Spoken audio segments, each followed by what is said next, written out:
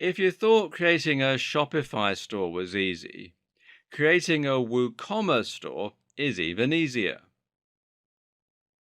The free version of WooCommerce is very easy to install via the WordPress dashboard. What you want to do is log in, click on plugins, and then add new. And then where it says search plugins, you type in WooCommerce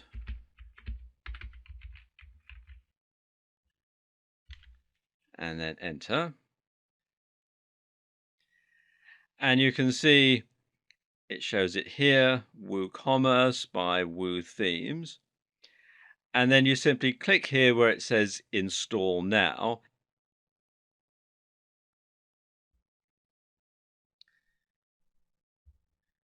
And then click where it says activate plugin.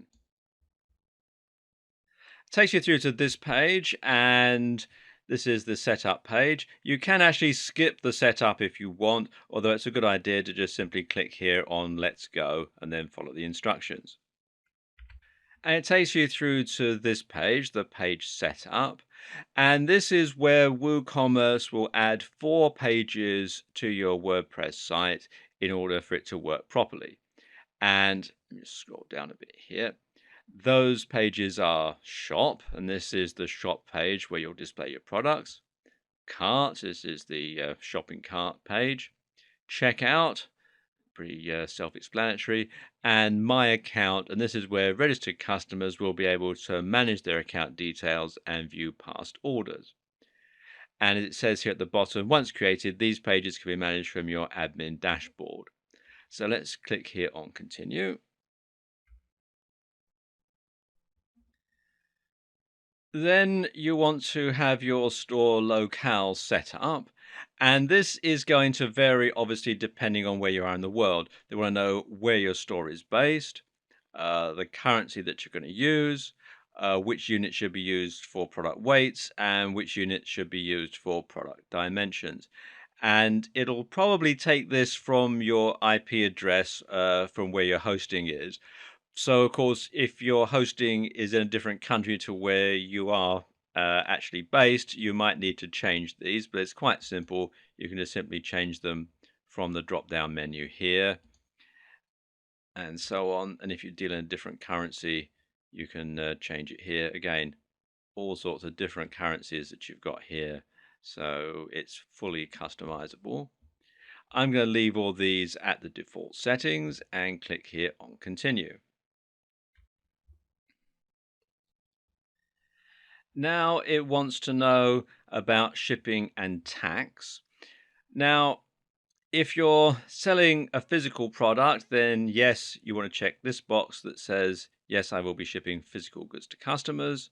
And if you're going to be charging sales tax, you want to check this box here, yes, I will be charging sales tax.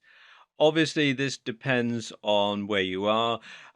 In countries in the EU, there are thresholds as to whether or not you have to charge VAT. So if you're not reaching that threshold, then you don't need to charge VAT, so you can leave this box unchecked. If you're in the US and you have to charge sales tax based on your location, on the state that you live in, or the town or city, then obviously you would need to check this box as well. So let's just check this box, yes. And then you want to know how you're going to enter the product prices, whether they're going to be inclusive of tax or exclusive of tax.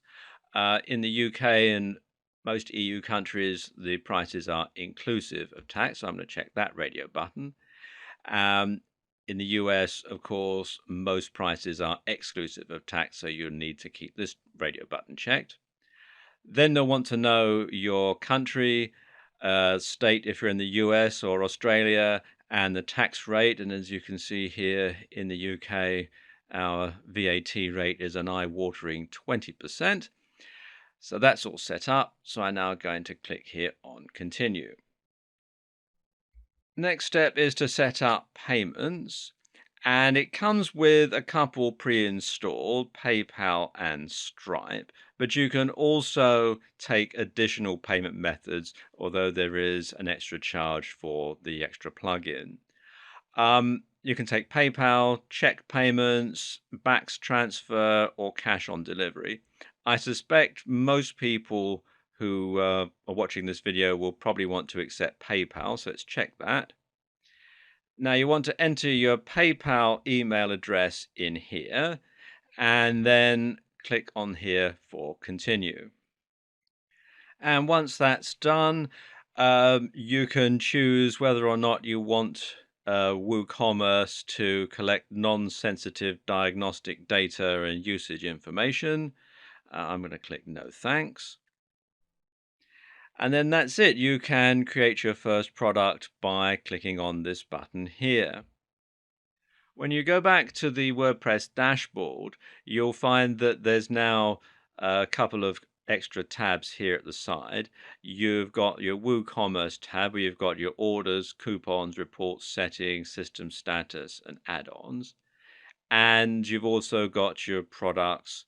You can add a product, categories, tags, etc. In fact, if I click on add a product, you can see that the page and the procedure are very similar to the Shopify sales page and add a product, etc., that we looked at in the last video.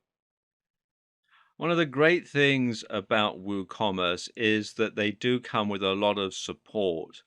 And if you go to support.woothemes.com, it takes you through to this page here.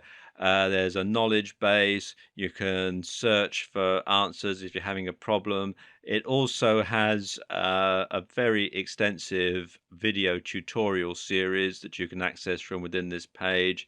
You've got documentation. There's quite a strong community because it is very well used.